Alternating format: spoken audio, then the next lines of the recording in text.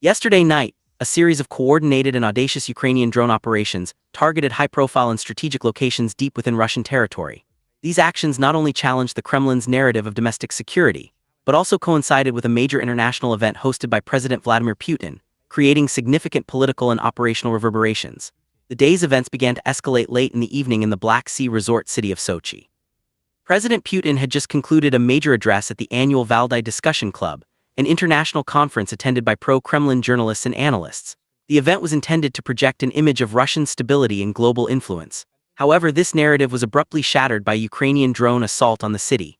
At 10:30 p.m. local time, authorities closed the airspace over Sochi and the surrounding areas. 30 minutes later, the city's mayor confirmed the imminent threat of a drone attack. As a direct result, Sochi International Airport (AER) was forced to halt all operations for 7 hours. This shutdown created a cascading effect, leading to the delay or cancellation of approximately 10 outbound and 40 inbound flights.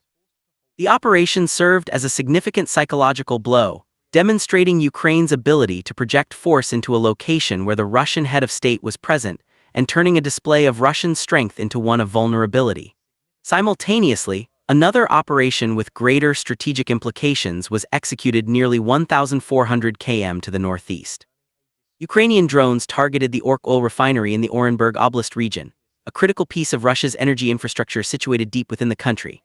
The Ork facility is one of Russia's 10 largest refineries and the most prominent in the southern Ural region, processing around 6 million tons of crude oil annually. This volume constitutes approximately 3% of Russia's total refining capacity, making it a high-value target for economic warfare.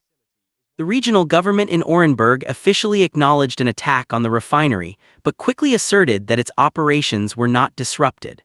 This official narrative was directly contradicted by video footage that surfaced on Russian social media. The clips filmed by local residents clearly showed explosions and subsequent fires at the facility. Filming such events now carries significant personal risk, after President Putin signed a law criminalizing the recording and distribution of images depicting the aftermath of Ukrainian attacks. In the footage, voices can be heard warning the person filming to stop, a stark reminder of the potential for fines or imprisonment. The visual evidence of a successful strike prompted immediate panic among the local population. Distrusting official reassurances, citizens began forming long queues at gasoline stations to secure fuel. The incident underscored the growing divide between state-sponsored narratives and the reality experienced by ordinary Russians. The attack on the Orsk refinery also sparked a serious geopolitical debate due to its vast distance from Ukrainian-controlled territory. At roughly 1,400 km, the facility is widely believed to be beyond the range of Ukraine's known long-range drones if launched from within its borders. However, its proximity to Kazakhstan, just 5 km from the border, has fueled intense speculation and accusations within Russian nationalist circles. Prominent Russian military bloggers and propagandists swiftly claimed that the drones must have been launched from Kazakhstani territory.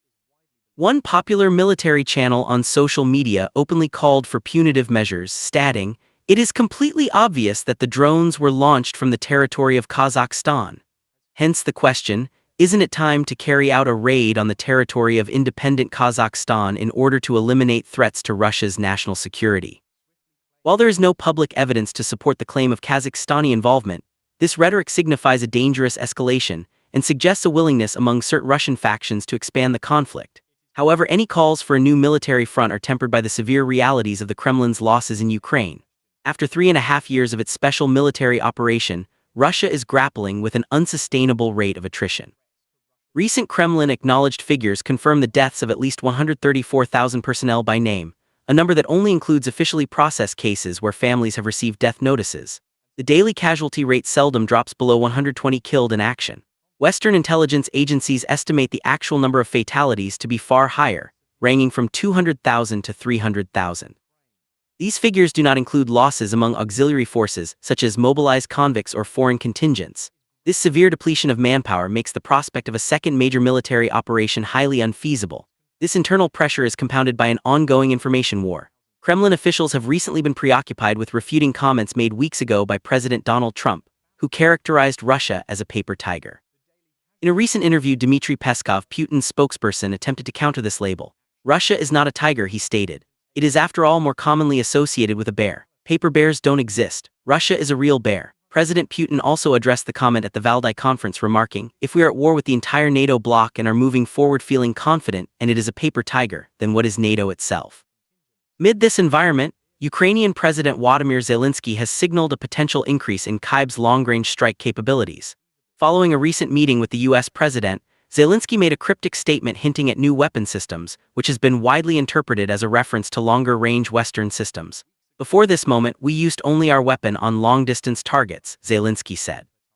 "After my meeting with the President of the United States, maybe we will have something more." He also issued a direct warning. If Russia continues its campaign against Ukraine's energy infrastructure this winter, Ukraine will retaliate symmetrically against Moscow's power grid. This tense atmosphere has elicited increasingly severe rhetoric from President Putin, who during his Valdai speech engaged in a form of nuclear blackmail. He stated that Russia would attack Ukrainian nuclear power stations if Kyiv continues to strike strategic targets inside Russia. "This is a dangerous game," Putin warned. "They still have working nuclear power stations on their side. And what's stopping us from responding in kind?" The gravity of this threat was immediately reinforced by Russia's own Ministry of Defense, while Putin was speaking. The ministry released combat footage of a Russian strike on a power plant that supplies electricity to the Chernobyl nuclear power plant complex. Although Chernobyl's reactors are no longer operational, they require a constant supply of power and water for the cooling systems that manage spent nuclear fuel. An interruption of this power supply could potentially lead to a radiological incident. This tactic allows Russia to create the conditions for a nuclear disaster while maintaining deniability by not directly striking the reactor facilities. The combination of military setbacks, high casualties, and escalating nuclear rhetoric is visibly eroding the Kremlin's control over its domestic information space. In a remarkably candid assessment, a Russian war correspondent publicly declared the military operation a strategic failure. On a broadcast, he noted that after 3.5 years, Russia has failed to achieve its primary objectives.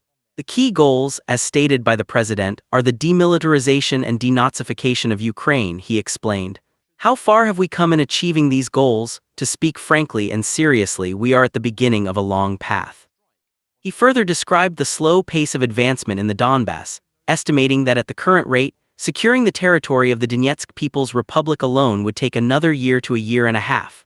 His analysis represents a stark public admission from within pro-war circles that the invasion's initial objectives are now more distant than ever despite the immense costs. This growing internal critique suggests that the gap between the Kremlin's strategic ambitions and the operational realities on the ground is becoming too profound to conceal.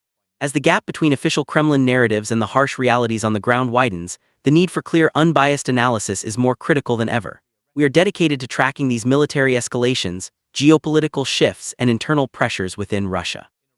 To stay informed with our in-depth reports and understand the unfiltered context behind these rapidly unfolding events, please consider subscribing to our channel and enabling notifications. Your support allows us to continue bringing you vital fact-based coverage from the front lines of this evolving conflict.